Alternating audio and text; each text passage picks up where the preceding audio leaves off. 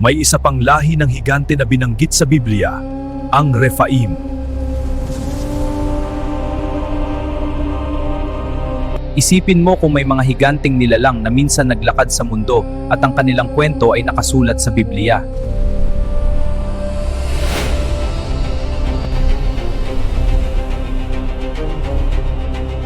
Sa Genesis 6:4, may isang mahiwagang salita, Nephilim. Bago ang malaking baha, ang mundo ay ibang-iba sa ating nakikita ngayon.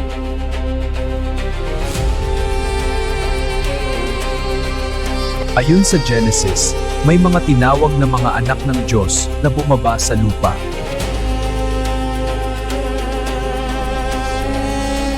At mula sa kanilang pagsasama, ipinanganak ang mga Nephilim.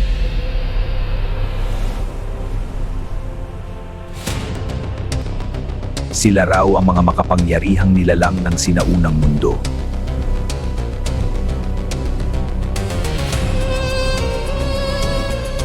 Tinawag silang mga bayani ng sinaunang panahon.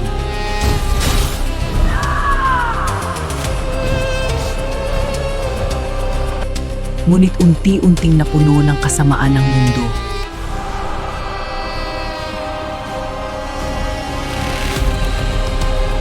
Sa Biblia, sinabi na nakita ng Diyos ang kasamaan ng sangkatauhan.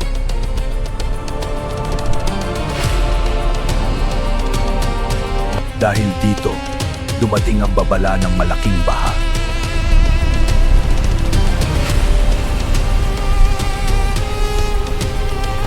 Sa Genesis 6, sinabi ng Diyos kay Noah na darating ang isang malaking baha na lilipol sa mundo.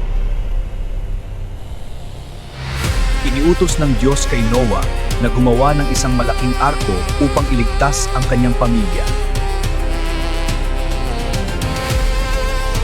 At dinala sa arko ang mga hayop, 2 sa bawat uri.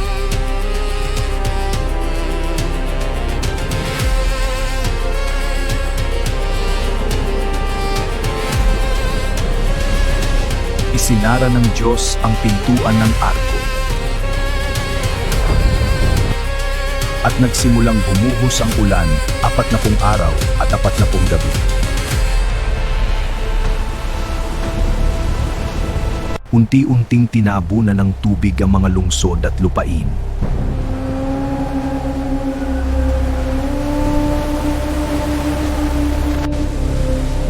Ayon sa kasulatan, pati ang mga bundok ay natakpan ng tubig.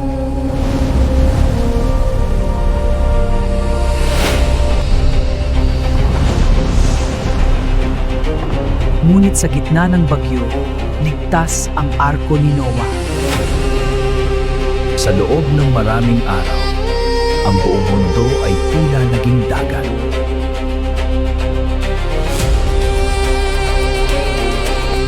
Pagkaraan ng panahon, nagsimulang humupa ang tubig.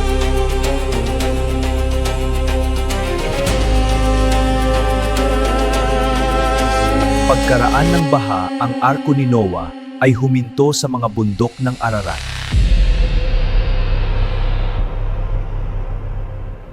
Upang malaman kung humupa na ang tubig, nagpadala si Noah ng isang uwak.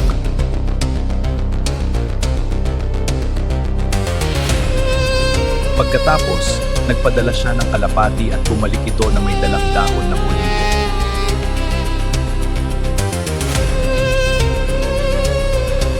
Sa wakas, lumabas si Noah at ang kanyang pamilya sa arko.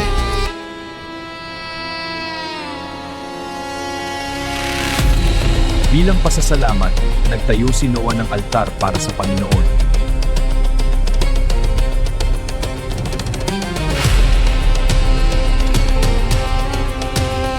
At sinabi ng Diyos, ang bahaghari ay magiging tanda ng kanyang tipan sa sangkatauhan. Muli nagsimula ang sangkatauhan mula sa pamilya ni Noah.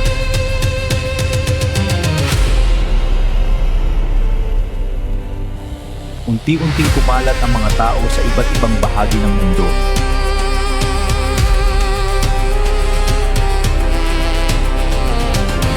Sa lungsod ng Babel, sinubukan ng mga tao na magtayo ng tore na aabot sa langit.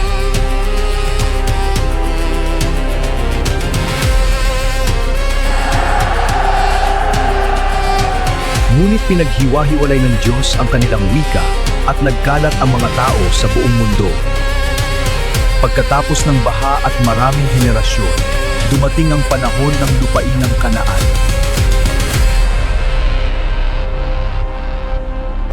Nagpadala si Moises ng mga espiya upang tingnan ang lupain.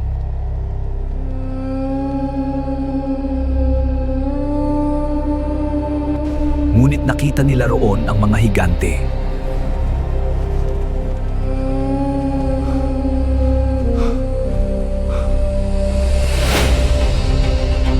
Sinabi nila, Para kaming mga tipaklong kumpara sa kanila. sinabi nila, para kaming mga tipaklong kumpara sa kanila. May isa pang lahi ng higante na binanggit sa Biblia, ang Rephaim.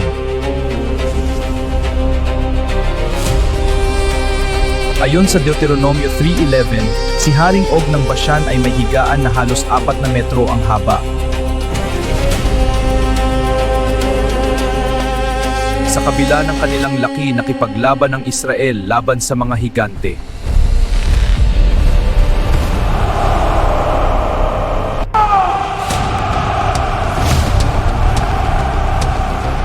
Sa tulong ng Diyos, nagtagumpay ang Israel laban sa kanila. Unti-unti nawala sa kasaysayan ng mga higanting ito.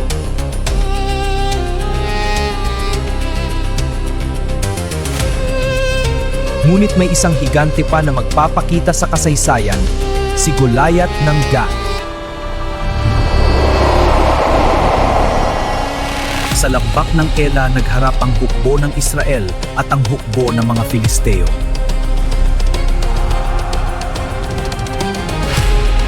Lumabas ang isang higante mula sa hukbo ng Filisteo, si Goliath ng Gath.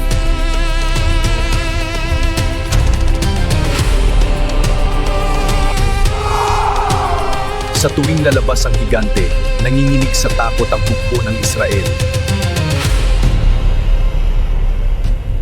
Isang batang pastol ang dumating sa digmaan, si David.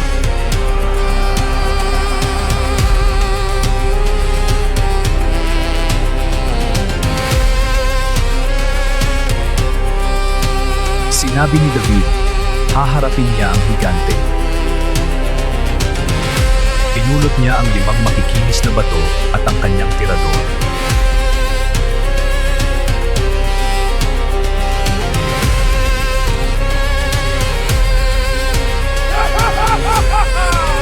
Tinawanan ng higante ang batang pastol.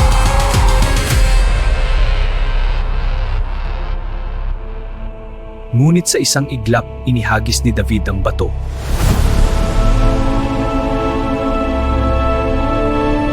Tumama ang bato sa noo ng higante at siya ay bumagsak.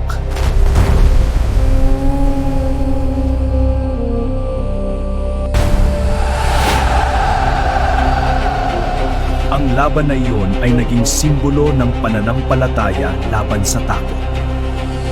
Matapos ang pagbagsak ni Goliath, may ilan pang higante na lumitaw sa kasaysayan ng Israel. Sa mga sumunod na digmaan, natalo rin ang iba pang higante.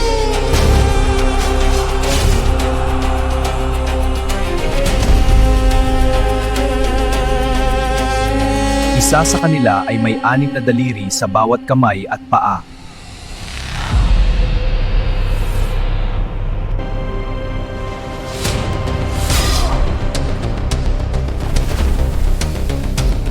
Ngunit tulad ng iba, bumagsak din ang higanting yun. Unti-unti naglaho ang mga higante sa kasaysayan.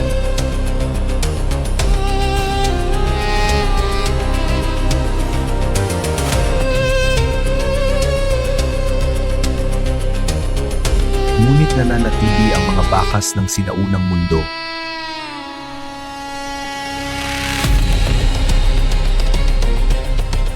At ang kanilang kwento ay nananatili sa mga pahina ng Biblia. Hanggang ngayon nananatiling misteryo ang mga Nephilim. Patuloy pa rin hinahanap ng sangkatauhan ng sagot.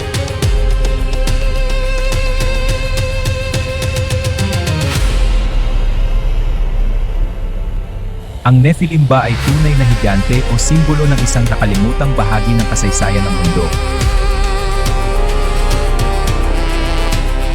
If you enjoyed my story, hit like and subscribe so you won't miss my upcoming videos.